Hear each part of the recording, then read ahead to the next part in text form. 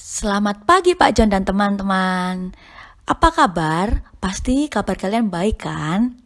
Nah, di sini kami dari kelompok E ingin mempresentasikan hasil dari diskusi kami dengan materi tentang Building Information Systems atau membangun sistem informasi. Simak kelanjutannya ya teman-teman.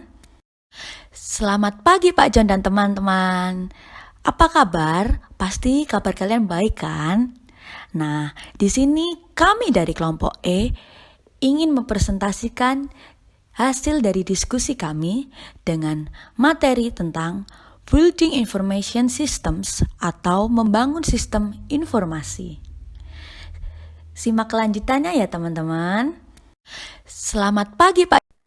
Kami dari kelompok E dengan anggota Vicky Juniorisco dengan NIM 202214104, Christian Moses Anderson 202214097, Stephanie Cindy Audria 202214105, Gisela Veniria Saryang 202214112, Reza Obe Haryono 202214139, Oliver Owen 202214141, dan Wahyu Jalu Wicaksana 202214143.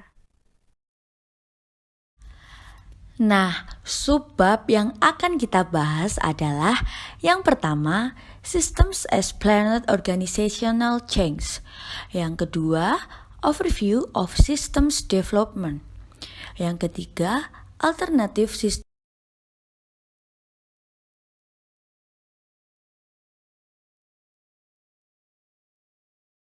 Oke, selanjutnya yang akan kita bahas adalah tentang New Systems and Business Process Both MoneyGram on the Money. Jika Anda menggunakan PayPal, Anda mungkin belum pernah mendengar tentang MoneyGram. Tetapi jutaan orang di seluruh dunia menggunakan layanan ini untuk mengirim uang kemana saja dalam hitungan menit. MoneyGram yang berkantor pusat di Dallas adalah salah satu bisnis transfer uang terbesar di dunia dengan 256.000 agen mitra, mulai dari Walmart hingga toko tembakau di Paris, tempat pelanggan dapat mengirim dan menerima uang. Pada tahun 2011, MoneyGram menghasilkan pendapatan 1,3 miliar US dollar. Untuk perusahaan transfer uang global, penting untuk dapat memindahkan uang di antara dua titik di seluruh dunia dalam hitungan menit. MoneyGram ini menggunakan sistem manajemen keuangan otomatis untuk mewujudkannya. Sistem ini menangani ratusan ribu transaksi transfer uang setiap hari dan memastikan bahwa semua toko retail, bank, dan agen MoneyGram lainnya menerima penyelesaian keuangan dan komisi yang tepat untuk setiap transfer uang. Meskipun bertahun-tahun pertumbuhan 2 digit, operasi MoneyGram tidak berfungsi dengan baik. Perusahaan dibebani dengan sistem usang yang membutuhkan penggunaan spreadsheet dan proses manual yang memakan waktu untuk menghitung pembayaran dan menutup pembukuan setiap bulan. Sistem tersebut memadai untuk waktu yang lama, tetapi akhirnya kompleksitas dan kurangnya skalabilitasnya membatasi kemampuan MoneyGram untuk memenuhi permintaan pasar, menambahkan produk baru, dan melayani tim penjualan. Selain itu, kurangnya gudang data pusat pembuatan sulit untuk membuat laporan, menganalisis peluang besar, dan menemukan hambatan dalam sistem. Manajemen senior memutuskan untuk memeriksa proses bisnis MoneyGram dan sistem lama. Beberapa di antaranya berlebihan. Ini mengumpulkan manajemen bisnis dan teknologi top perusahaan, termasuk Chief Financial Officer perusahaan, pengontrol, bendahara, dan wakil presiden eksekutif operasi dan teknologinya. Mereka menyimpulkan bahwa selain memperbarui teknologi, MoneyGram perlu mengubah beberapa proses bisnis utamanya. Secara budaya, MoneyGram membuat perubahan dalam tanggung jawab staf untuk membuat karyawan lebih sadar akan proses bisnis perusahaan dan cara untuk memperbaikinya. Karyawan diinstruksikan untuk memahami setiap langkah dalam proses bisnis tempat mereka menjadi bagiannya, alih-alih fungsi pekerjaan masing-masing. Perusahaan menggunakan banyak webinar dan alat lain untuk menunjukkan kepada karyawan bagaimana proses bisnis diubah.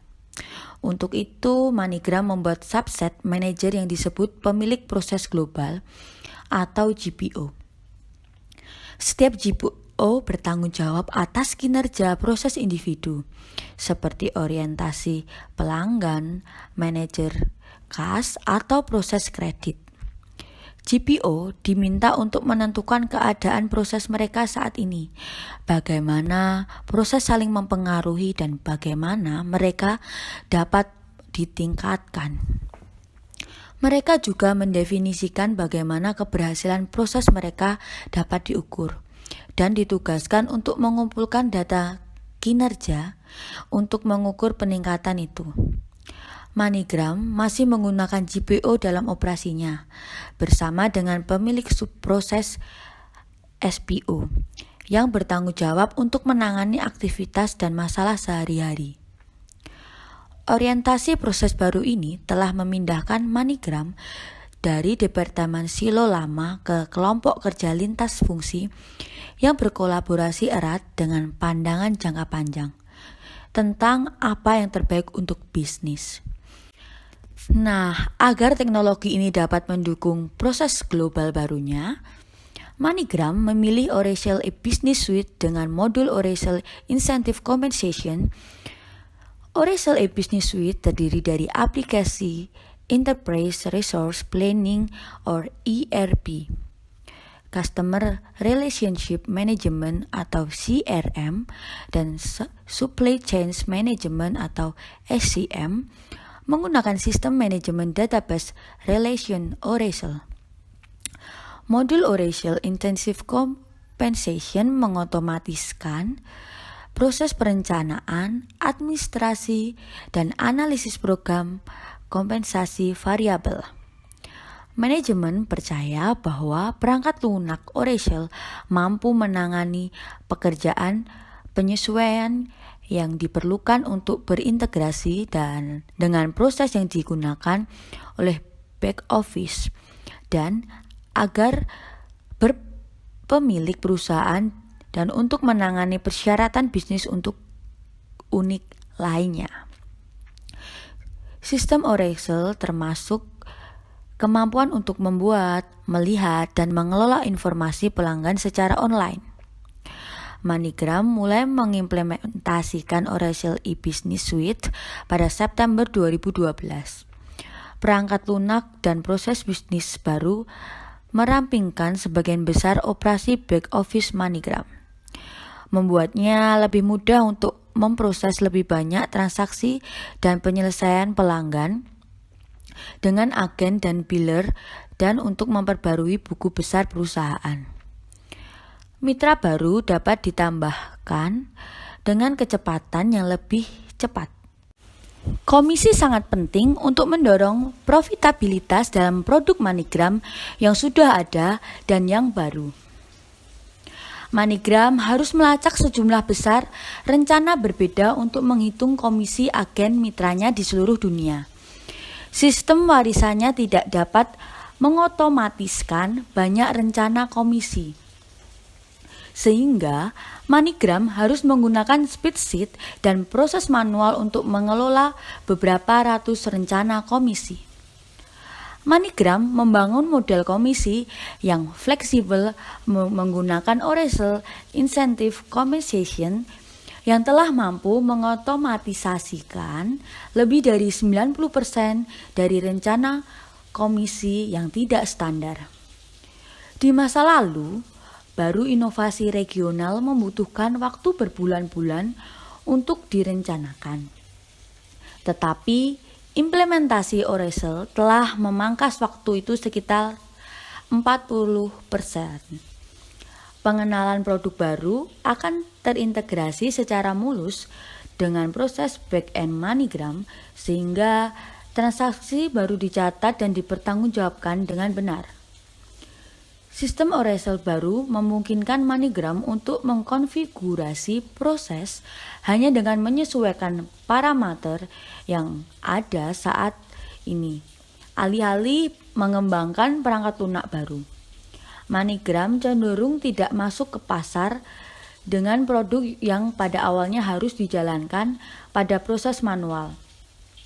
Memiliki repositori data di seluruh perusahaan yang terletak di pusat memungkinkan karyawan MoneyGram untuk melayani pelanggan dan agen yang melakukan transfer uang dengan lebih baik.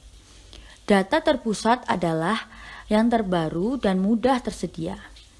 Laporan biasanya membutuhkan waktu 40 jam dan 3 karyawan untuk dibuat, tetapi sekarang membutuhkan waktu 80% lebih sedikit.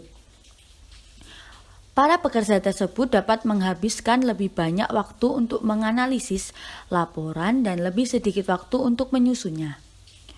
Penghematan biaya untuk mengkonsolidasikan lebih dari 40 sistem TI warisan MoneyGram ke dalam satu implementasi Oracle e-Business Suite di seluruh perusahaan berjumlah jutaan dolar.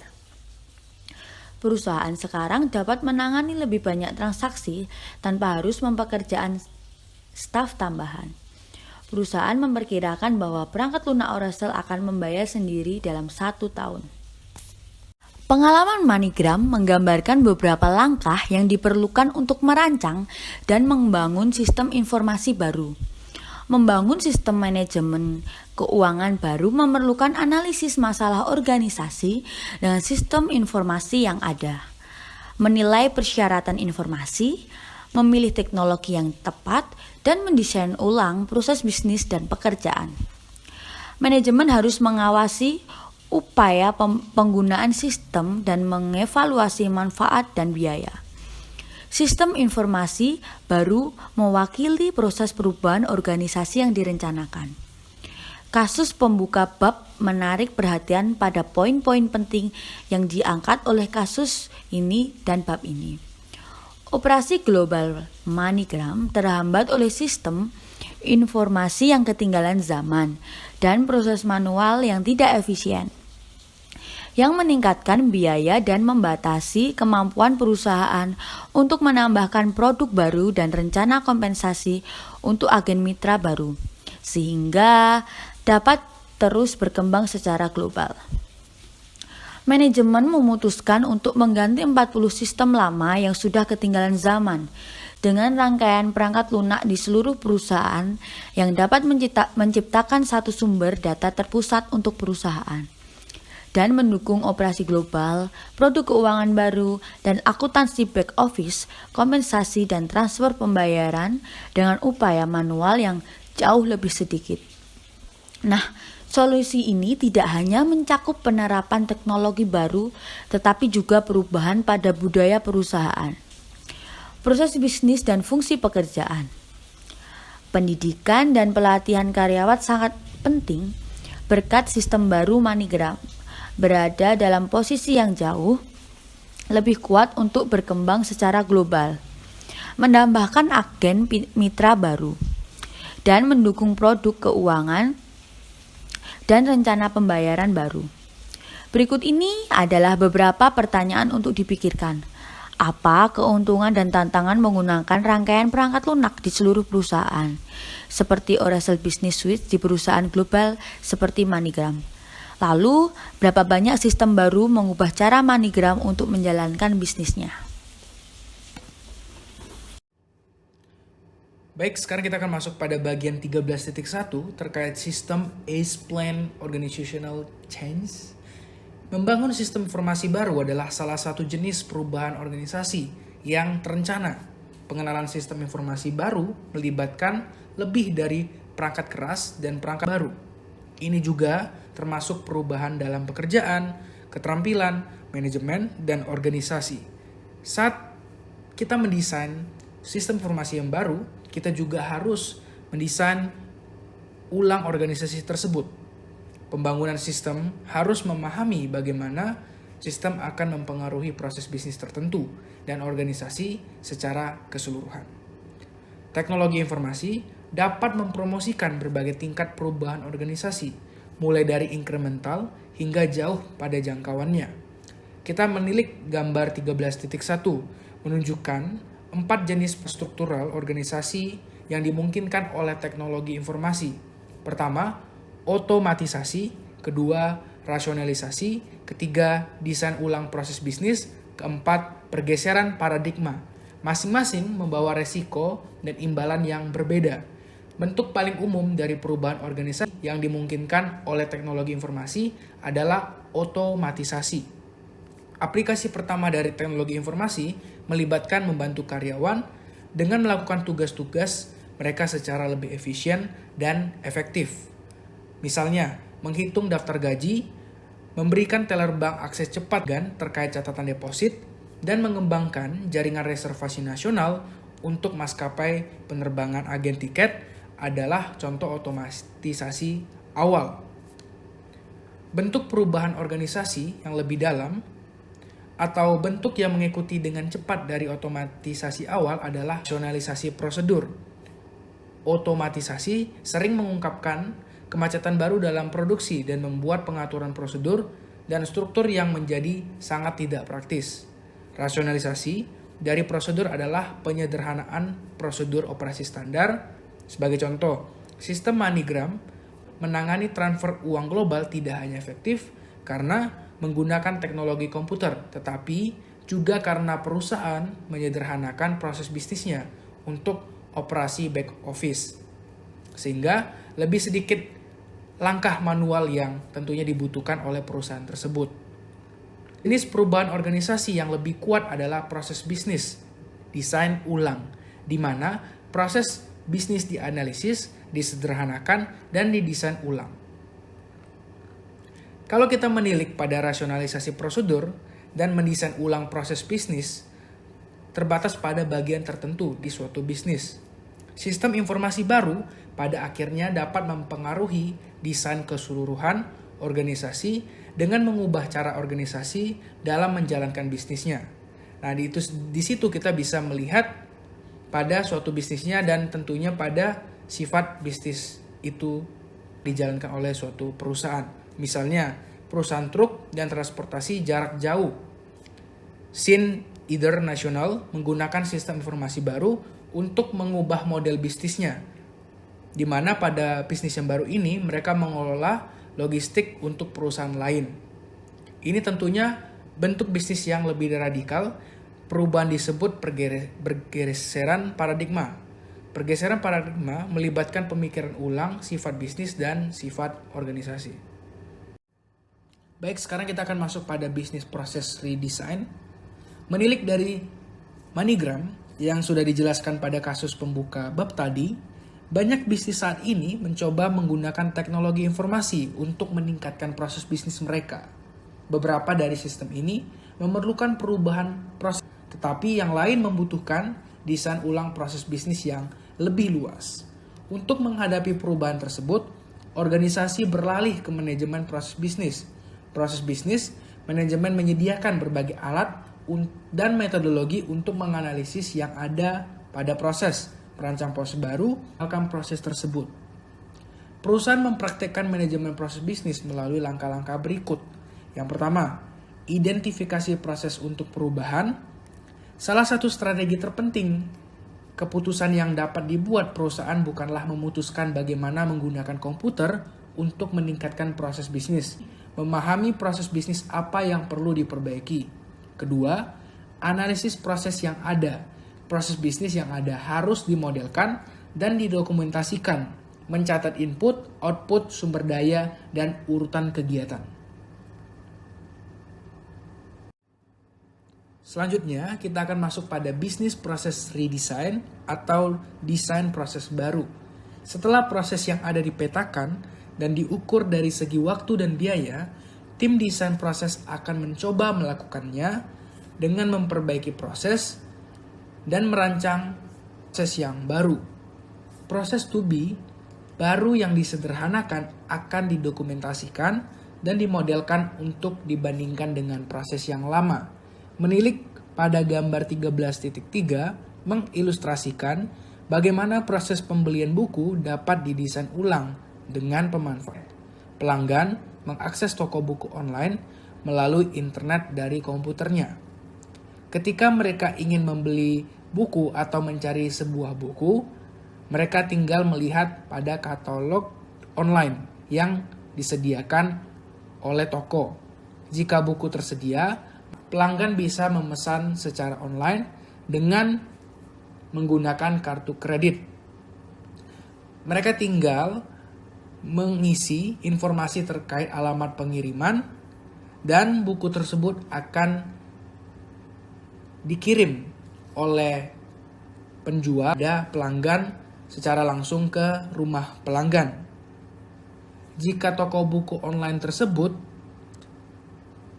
tidak membawa buku atau mengirimkan buku tersebut, maka buku tersebut yang sudah dikirim bisa dicari atau dilacak.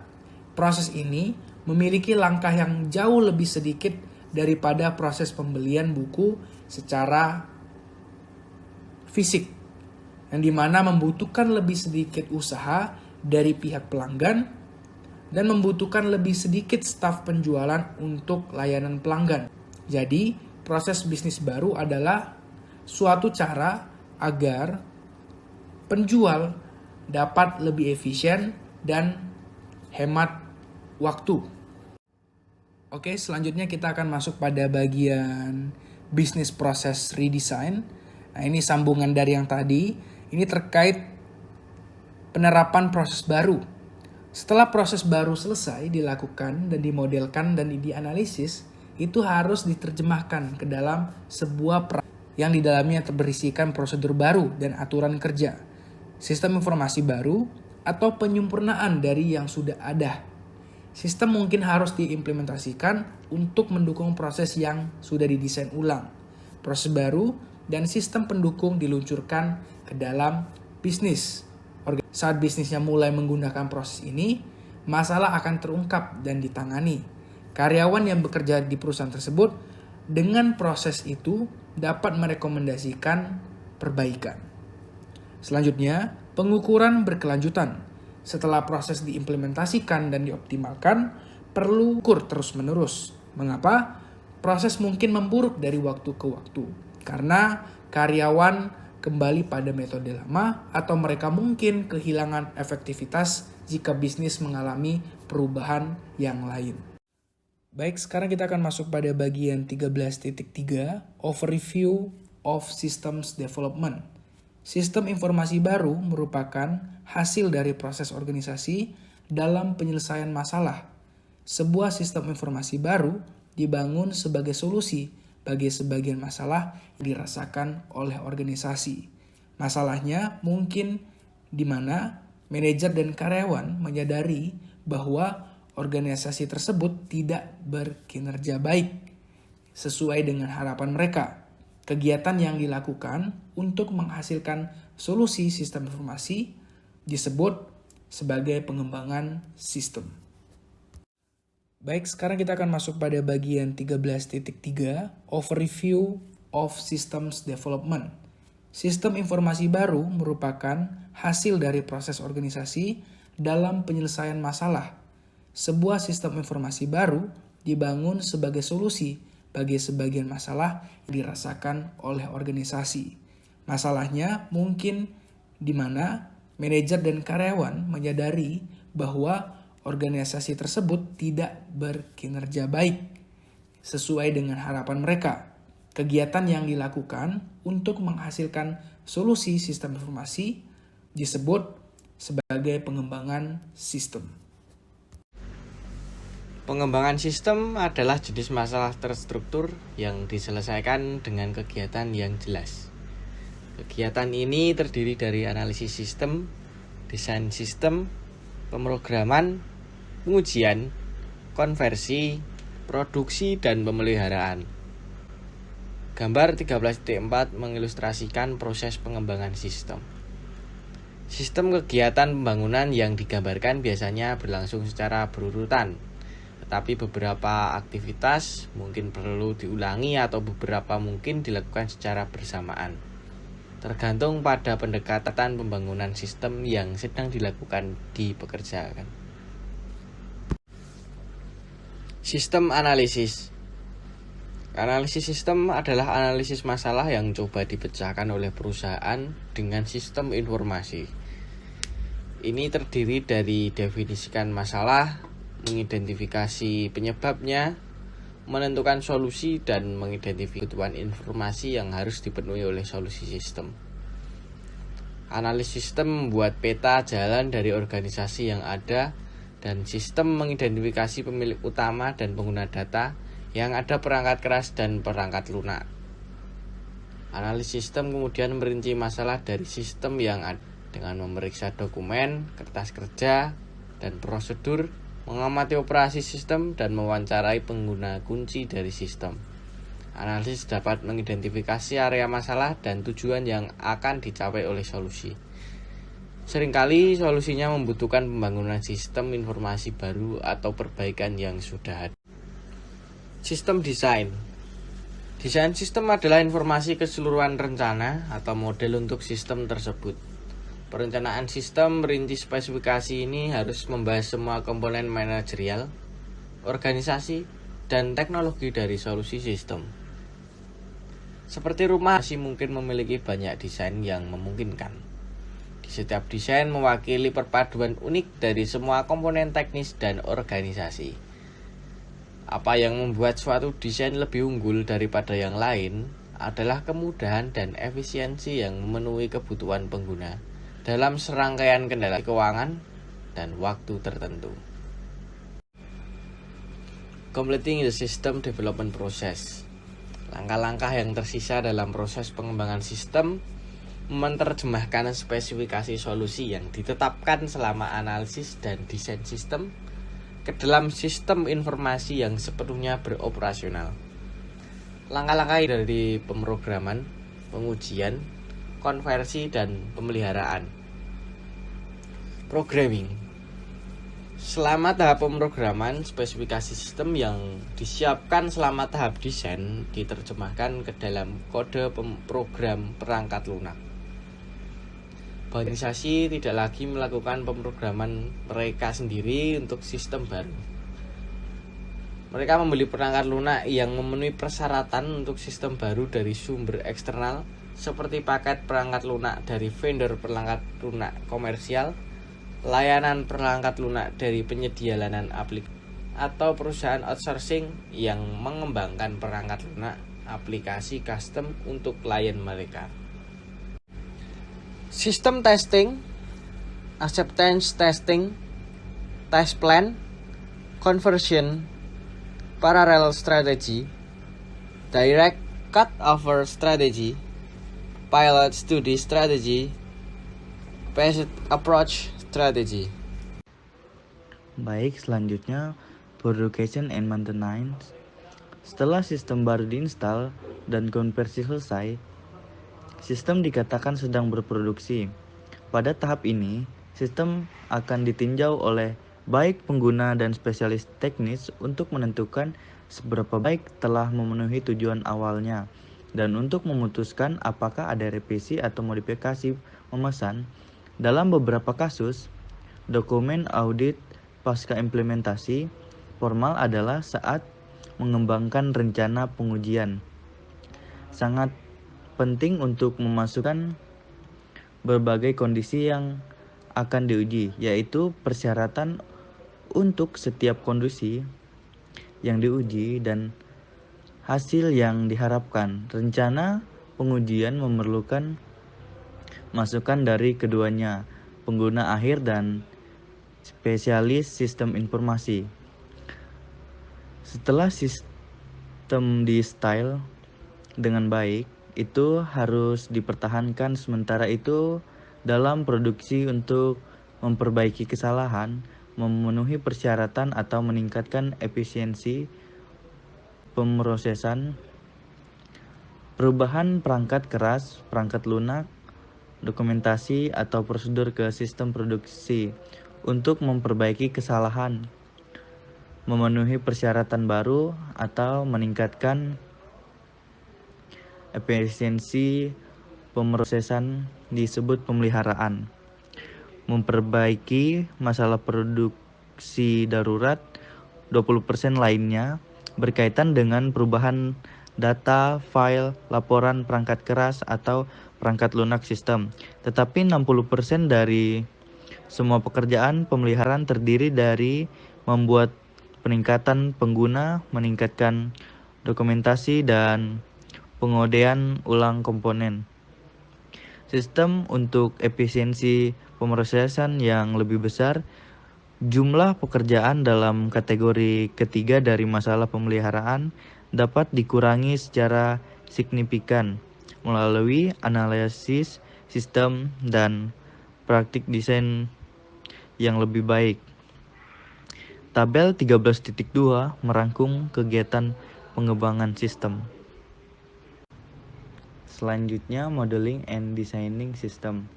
Structure and object-oriented methodologies.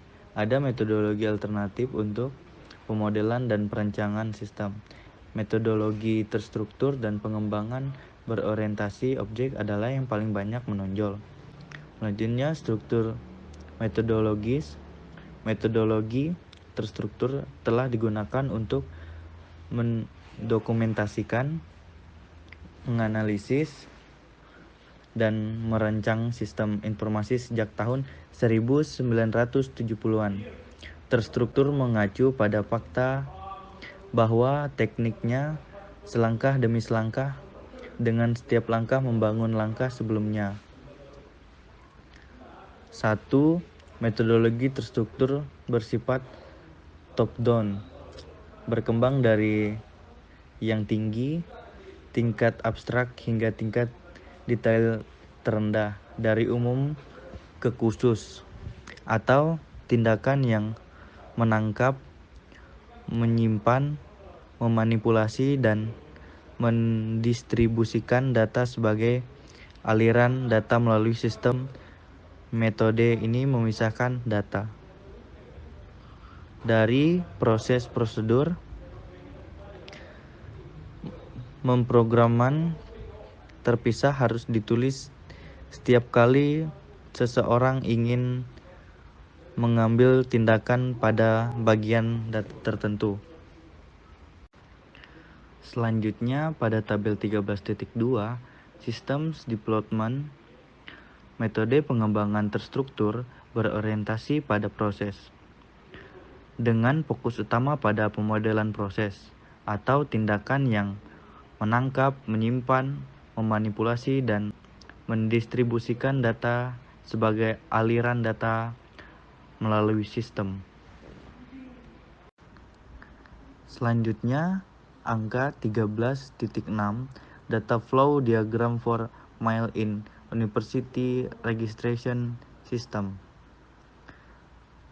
Menunjukkan diagram aliran data sederhana untuk terkhusus universitas mail-in sistem pendaftaran.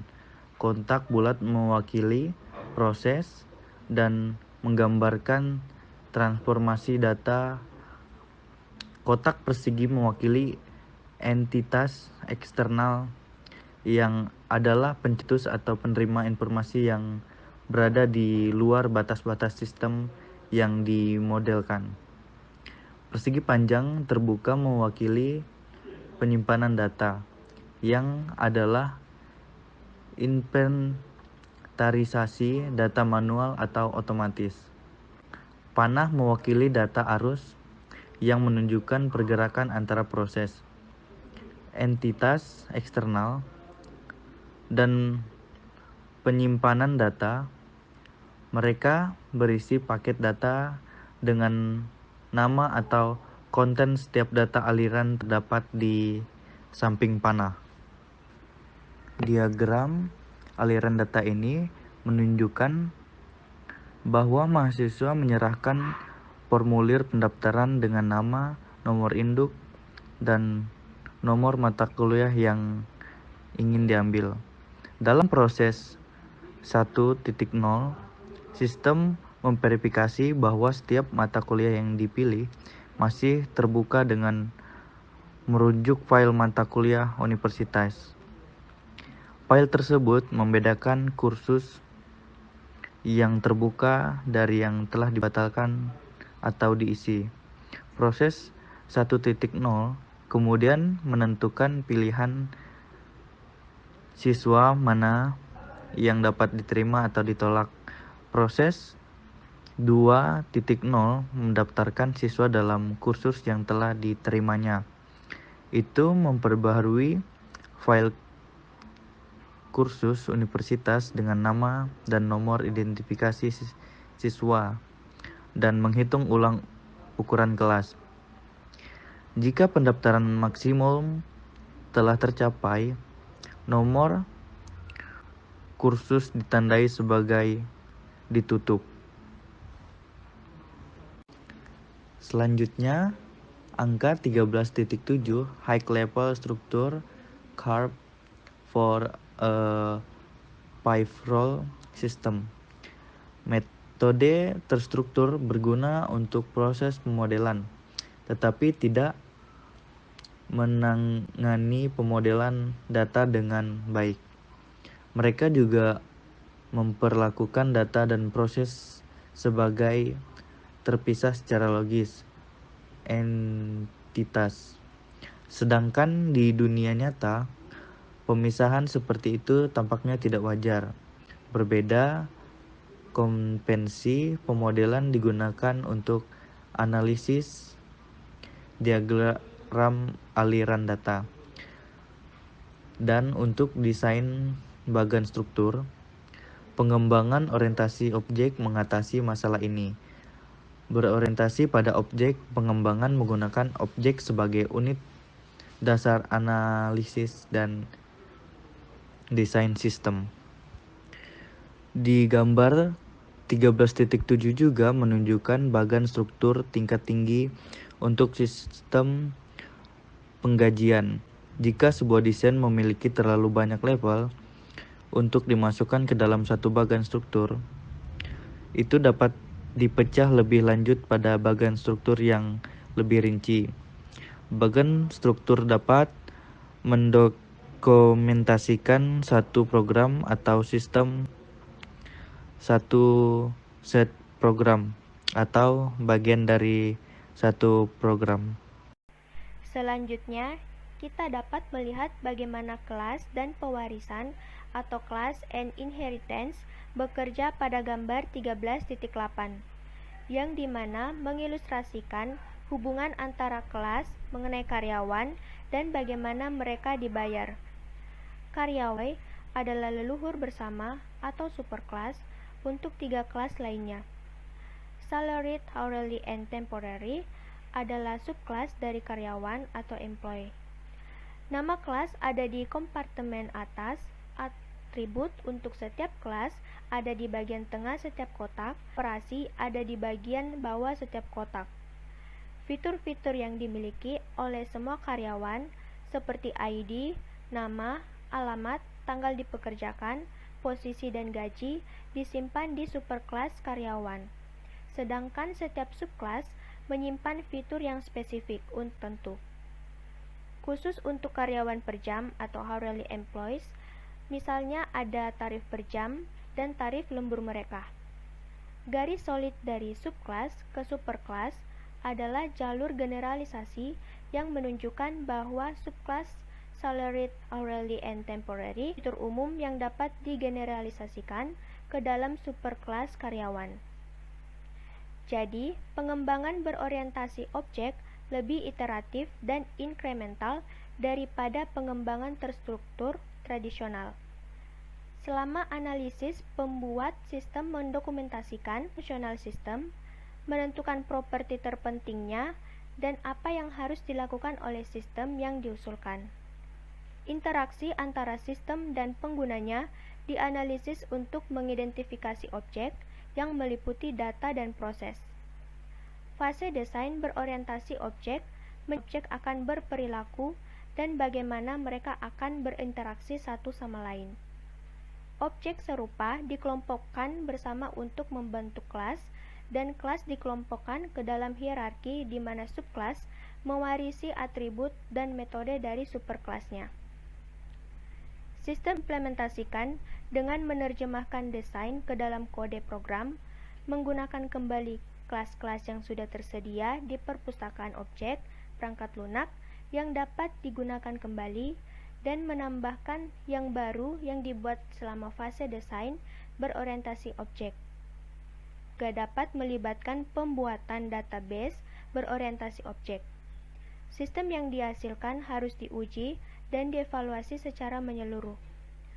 Selain itu, pengembangan berorientasi objek berpotensi mengurangi waktu dan biaya pengisian perangkat lunak karena dapat menggunakan kembali objek perangkat lunak yang telah dibuat sebagai blok penyusun untuk aplikasi lain. Sistem baru dapat dibuat dengan menggunakan beberapa objek yang ada, mengubah yang lain, dan menambahkan beberapa objek baru.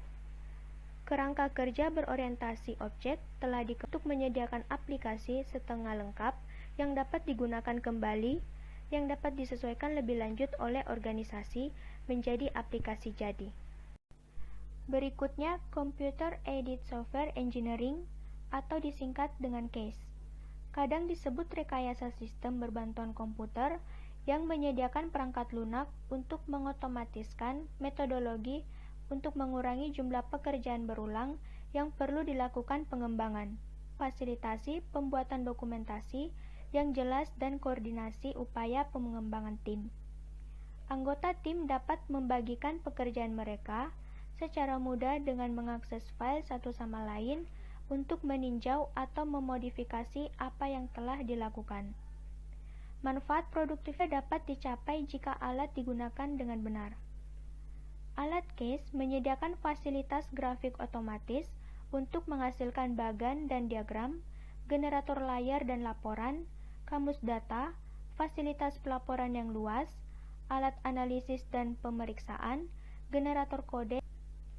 Secara umum, alat CASE mencoba meningkatkan produktivitas dan kualitas dengan yang pertama, menegakkan metodologi pengembangan standar dan disiplin desain. Kedua, meningkatkan komunikasi antara pengguna dan pakar teknis. Ketiga, mengatur desain dan menyediakan akses cepat ke komponen tersebut menggunakan repositori desain. Yang keempat, mengotomatisasi pekerjaan yang membosankan dan bagian analisis dan desain yang rawan kesalahan. Dan yang kelima, mengotomatiskan pembuatan kode dan pengujian. Alat CASE berisi fitur untuk memvalidasi diagram dan spesifikasi desain. Dengan demikian, alat CASE mendukung desain iteratif dengan mengotomatiskan revisi dan perubahan serta menyediakan fasilitas pembuatan prototipe. Repositori menyimpan semua informasi yang ditentukan oleh analis selama proyek berlangsung. Repositori juga mencakup diagram aliran data, bagian struktur, diagram hubungan entitas, definisi data, spesifikasi proses, format layar dan laporan, catatan dan komentar, serta bagian 13.3 mengenai alternative systems building approaches. Sistem berbeda dalam hal ukuran, kompleksitas teknologinya, dan dalam hal masalah organisasi yang dimaksudkan untuk dipecahkan. Sejumlah pendekatan pembangunan sistem telah untuk mengatasi perbedaan tersebut. Pada bagian ini akan dijelaskan mengenai metode alternatif, yaitu siklus hidup sistem tradisional atau the traditional systems life cycle, pembuatan prototype atau prototyping, paket perangkat lunak aplikasi atau application software package, pengembangan pengguna akhir atau end user development, dan outsourcing. Bagian pertama, traditional systems life cycle atau siklus hidup sistem tradisional. Systems life cycle adalah metode tertua untuk membangun sistem informasi. Metodologi adalah pendekatan bertahap untuk membangun sistem dan membagi pengembangan sistem menjadi tahapan formal seperti yang diilustrasikan pada gambar 13.9. Metodologi siklus hidup sistem mempertahankan pembagian kerja formal antara pengguna akhir dan spesialis informasi. Spesialis teknis seperti analis sistem dan pemrogram bertanggung jawab atas sebagian besar analisis sistem, desain, dan pekerjaan implementasi. Sedangkan pengguna akhir terbatas untuk menyediakan persyaratan informasi dan meninjau pekerjaan staf. Siklus hidup sistem masih digunakan untuk membangun sistem kompleks yang besar yang memerlukan analisis persyaratan yang ketat dan formal, spesifikasi yang telah ditentukan sebelumnya, dan kontrol yang ketat atas proses pembangunan sistem. Namun, pendekatan siklus bisa mahal, memakan waktu, dan tidak fleksibel. Meskipun pembangunan sistem dapat dibolak-balik di antara tahap-tahap dalam siklus hidup sistem sebagian besar merupakan pendekatan waterfall, di mana tugas dalam satu tahap diselesaikan sebelum tahap berikutnya dimulai. Kegiatan dapat diulang, tetapi volume dokumen baru harus dihasilkan dan langkah-langkah ditelusuri kembali jika persyaratan dan spesifikasi perlu direvisi. Hal ini mendorong pembekuan spesifikasi relatif awal pengembangan. Pendekatan siklus hidup juga tidak cocok untuk banyak sistem desktop kecil yang cenderung kurang terstruktur dan lebih individual. Jadi kita bisa lihat pada gambar 13.9 di mana siklus pertama itu ada sistem, lalu sistem desain, lalu pemrogramming, lalu testing, conversation, dan terakhir production and maintenance. Bagian kedua mengenai prototyping. Prototyping terdiri dari membangun sistem eksperimental dengan cepat dan murah untuk dievaluasi oleh pengguna akhir. Dengan berinteraksi dengan prototipe, pengguna bisa mendapatkan ide yang lebih baik tentang kebutuhan informasi mereka. Prototipe yang disetujui oleh pengguna dapat digunakan sebagai template untuk membuat sistem akhir. Prototipe adalah versi kerja dari sistem informasi atau bagian dari sistem, tetapi dimaksudkan hanya sebagai model awal saja. Setelah operasional, prototipe akan disempurnakan hingga sesuai dengan kebutuhan pengguna. Setelah desain selesai, prototipe dapat dikonversi ke sistem produksi yang dipoles. Proses membangun desain awal, lalu mencobanya, menyempurnakannya, dan mencobanya lagi disebut proses iteratif pengembangan sistem. Langkah-langkah yang diperlukan untuk membangun sistem dapat diulang berulang kali. Prototyping lebih eksplisit iteratif daripada siklus hidup konvensional dan secara aktif mempromosikan perubahan desain sistem. Dikatakan bahwa prototyping menggantikan yang tidak direncanakan dengan iterasi yang direncanakan, dengan setiap versi lebih akurat mencerminkan kebutuhan pengguna. Keuntungan dan kerugian prototyping. Keuntungan, prototyping paling berguna ketika ada beberapa ketidakpastian tentang persyaratan dan sering digunakan untuk merancang antarmuka pengguna akhir sistem informasi. Bagian dari sistem yang berinteraksi dengan pengguna akhir seperti tampilan online dan entry data layar, laporan, atau halaman web. Kerugiannya, prototyping dengan cepat dapat mengabaikan langkah dalam pengembangan sistem. Beberapa dari sistem yang dibangun dengan tergesa-gesa ini mungkin tidak dengan mudah menampung data dalam jumlah besar atau jumlah besar pengguna dalam lingkungan produksi. Langkah-langkah dalam prototyping. Gambar 13.10 menunjukkan model 4 langkah dari proses prototyping yang terdiri dari langkah pertama, identifikasi kebutuhan dasar pengguna. Perancang sistem, biasanya spesialis sistem informasi, pengguna cukup lama untuk menangkap kebutuhan informasi dasar pengguna. Langkah kedua, kembangkan prototipe awal. Perancang sistem membuat prototipe yang berfungsi dengan cepat, menggunakan alat untuk menghasilkan perangkat lunak dengan cepat. Langkah ketiga, gunakan prototipe. Didorong untuk bekerja dengan sistem untuk menentukan seberapa baik prototipe, memenuhi kebutuhannya, dan membuat saran untuk meningkatkan prototipe. Langkah keempat, merevisi dan meningkatkan prototipe. Pembangunan sistem mencatat semua perubahan permintaan pengguna prototipe yang sesuai. Setelah prototipe direvisi, siklus kembali ke langkah 3. Langkah 3 dan 4 diulang sampai pengguna puas. Ketika tidak ada lagi iterasi yang diperlukan, prototipe yang disetujui kemudian menjadi prototipe operasional yang melengkapi akhir untuk aplikasi. Terkadang prototipe diadopsi sebagai versi produksi sistem. Lalu ada end user development. Beberapa jenis sistem informasi dapat dikembangkan oleh pengguna akhir dengan sedikit atau tidak ada bantuan formal dari spesialis teknis. Fenomena ini disebut pengembangan pengguna akhir. Serangkaian alat perangkat lunak yang dikategorikan sebagai bahasa generasi keempat memungkinkan hal ini terjadi. Bahasa generasi keempat adalah perangkat lunak, alat yang memungkinkan pengguna akhir untuk membuat laporan atau mengembangkan aplikasi perangkat lunak dengan sedikit atau tanpa bantuan teknis. Beberapa alat generasi keempat ini juga meningkatkan produktivitas pemrogram profesional. Application Software Package and Outsourcing. Selama beberapa dekade terakhir, banyak sistem telah dibangun di atas dasar paket perangkat lunak aplikasi.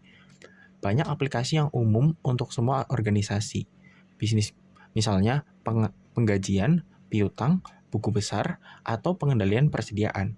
Untuk fungsi universal seperti itu, dengan proses standar yang dilakukan, tidak berubah banyak dari waktu ke waktu. Sistem umum akan memenuhi kebutuhan banyak organisasi. Yang kedua, outsourcing. Jika sebuah perusahaan tidak ingin menggunakan sumber daya internalnya untuk membangun atau mengoperasikan sistem informasi, ia dapat mengalihdayakan pekerjaan tersebut ke organisasi eksternal yang mengkhususkan diri dalam menyediakan layanan ini. Komputasi awam dan perangkat lunak sebagai penyedia layanan, perusahaan berlangganan menggunakan perangkat lunak dan perangkat keras komputer yang disediakan oleh layanan sebagai platform teknis untuk sistem mereka. Application Development for the Digital Firm. Dalam lingkungan perusahaan digital, organisasi harus dapat menambah, mengubah, dan menghentikan kemampuan teknologi mereka dengan sangat cepat untuk menanggapi peluang baru, termasuk kebutuhan untuk menyediakan aplikasi untuk platform seluler. Application Development for the Digital Firm. Rapid Application Development, yaitu perangkat lunak berorientasi objek, perangkat lunak yang dapat digunakan kembali, pembuatan prototipe, dan perangkat bahasa generasi keempat membantu membuat sistem kerja jauh lebih cepat daripada yang mereka bisa gunakan metode pembangunan sistem tradisional dan perangkat lunak. Istilah pengembangan aplikasi cepat atau RAD digunakan untuk menggambarkan proses menciptakan sistem yang bisa diterapkan dalam waktu yang sangat singkat waktu. Komponen Based Development and Web Service. Bisnis menggunakan pengembangan berbasis komponen untuk berkreasi aplikasi e-commerce dengan menggabungkan komponen yang tersedia secara komersial untuk keranjang belanja, autentikasi pengguna, mesin pencari, dan katalog perangkat lunak untuk kebutuhan bisnis unik mereka sendiri. Application Development for the Digital Firm. Mobile Application Development. Mengembangkan aplikasi untuk platform seluler sangat berbeda dengan pengembangan untuk PC dan layarnya yang jauh lebih besar.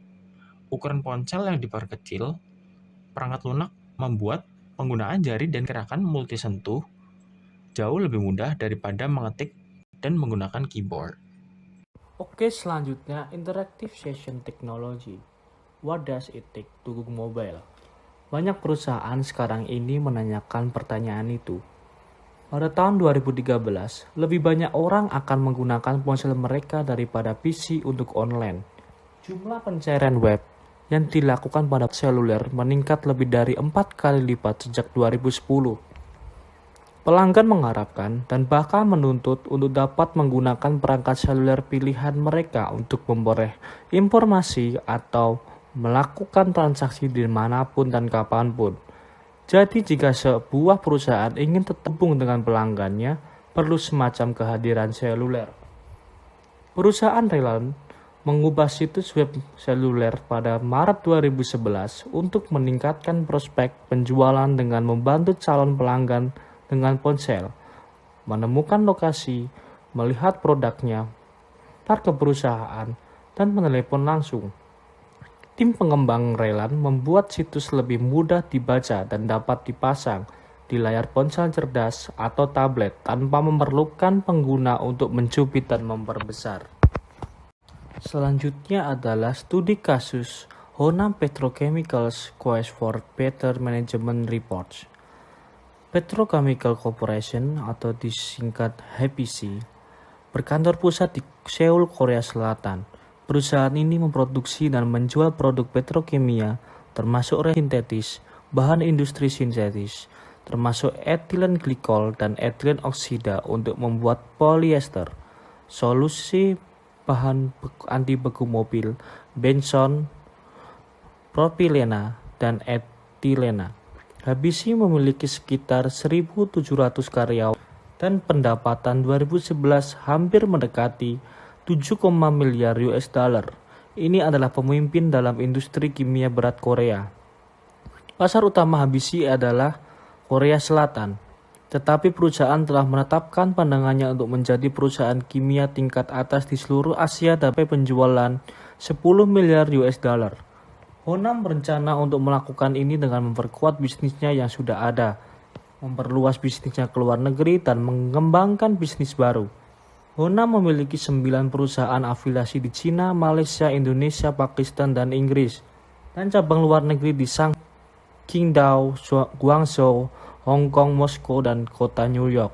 Untuk mengelola operasinya yang sangat luas, HPC memerlukan laporan yang dapat diandalkan dan mampu mengukur kinerja manajemen secara akurat dan memberikan informasi yang berguna dan akurat untuk meningkatkan penjualan dan biaya. Sistem HPC yang ada memberikan kepada para manajer laporan untuk membantu keputusan bisnis mereka. Tetapi dalam banyak kasus data yang dalam laporan itu ketinggalan zaman atau disanitasi. Manajer individu sedang memproses dan memanipulasi untuk membuat departemen mereka terlihat lebih baik bagi manajer senior. Data laporan juga agak basi dan disajikan hanya secara berkala. Eksekutif di perusahaan kimia menginginkan akses ke data sebelum mereka pergi melalui manipulasi atau pemrosesan. Mereka tidak ingin interpretasi masing-masing departemen atas laporan. Sebaliknya, eksekutif ingin melihat data saat ini untuk mendapatkan pandangan nyata tentang apa yang sebenarnya terjadi di lantai pabrik atau di kantor penjualan. Mengembangkan solusi intelijen bisnis khusus untuk eksekutif memerlukan banyak pengumpulan persyaratan di muka. Buat keputusan eksekutif, HPC tidak ingin bekerja dengan angka kuartal terakhir. Mereka ingin akses kapan saja ke data yang paling tepat waktu, tapi mereka tidak mau.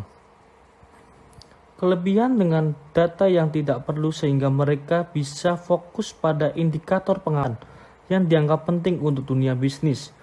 Mereka ingin laporan terbaru yang dapat mereka lihat dengan cepat di desktop mereka. Mereka juga menginginkan akses melalui web atau perangkat seluler mereka. Akhirnya, eksekutif HPC menginginkan data seluruh perusahaan yang dapat diakses dan dibagikan dengan mudah sebagai unit bisnis dan fungsi untuk mendukung ekspansi perusahaan secara geografis dan berdasarkan produk. Persyaratan ini mendorong pemproses pemilihan teknologi. Tim sistem informasi HPC meninjau seluruh produk dan vendor perangkat lunak yang berbeda dari dashboard SAP Business Object yang dipilih dari SAP Business Object Web Intelligence. Perusahaan sudah memiliki pengalaman 7 tahun menjalankan sistem ERP SAP. Jadi vendor ini sepertinya pilihan yang tepat. SAP Business Object Dashboard adalah alat visualisasi drag and drop yang dirancang untuk membuat analisis interaktif untuk dashboard yang kuat dan dipersonalisasi berdasarkan pada platform intelijen Business Object SAP. Alat perangkat lunak bisnis objek dapat digunakan untuk kinerja perencanaan, pelaporan, dan analisa dan manajemen informasi perusahaan, menyediakan akses layanan mandiri ke data dari database dan spreadsheet Excel. SAP Business Object Web Intelligence adalah alat query pelaporan dan analisis HOC yang digunakan untuk membuat query atau menggunakan laporan yang ada, memformat informasi yang diambil, dan melakukan analisis untuk memahami tren dan akar penyebabnya. Setelah tim proyek HBC menentukan alat intelijen bisnis untuk solusi, fokusnya beralih ke menentukan data dan laporan mana yang dibutuhkan oleh 200 tingkat tinggi sistem baru perusahaan. Tim sistem informasi mulai dengan meminta eksekutif untuk membuat daftar laporan yang sudah mereka terima dan menilai kegunaan masing-masing. Daftar itu dipotong ke ukuran yang lebih mudah dikelola. Eksekutif ditanya apakah ada laporan atau data tambahan yang dapat dimanfaatkan kelompok mereka. Temuan ini sangat berguna menentukan set laporan dan dashboard yang tepat untuk eksekutif HBC. Dapat mengekstraksi data dari SAP NetWeaver Business Warehouse, menyajikannya kepada eksekutif menggunakan perangkat lunak SAP Business Object Dashboard dan SAP Crystal Report. Aplikasi untuk merancang dan menghasilkan laporan dari berbagai sumber data antarmuka pengguna berbasis web yang sangat intuitif dibuat untuk membuat ini sangat mudah diakses. Antarmuka ini sangat sederhana dirancang dengan baik sehingga pengguna membutuhkan sedikit pelatihan tentang cara menggunakan sistem atau untuk mengakses data dan laporan. Untuk mendorong pengguna untuk memulai bekerja dengan sistem, anggota Departemen Sistem Informasi mengunjungi berbagai pabrik di sistem sedang diluncurkan dan melakukan diskusi mendalam dengan para eksekutif tentang manfaat sistem serta cara menggunakannya. Bahkan setelah sistem itu berjalan, Departemen Sistem Informasi terus menjalankan kampanye untuk memastikan bahwa eksekutif menggunakan sistem dan menggunakan sistem dengan cara yang paling efektif. HBC menggunakan pendekatan bertahap dan mengimplementasikan sistem baru.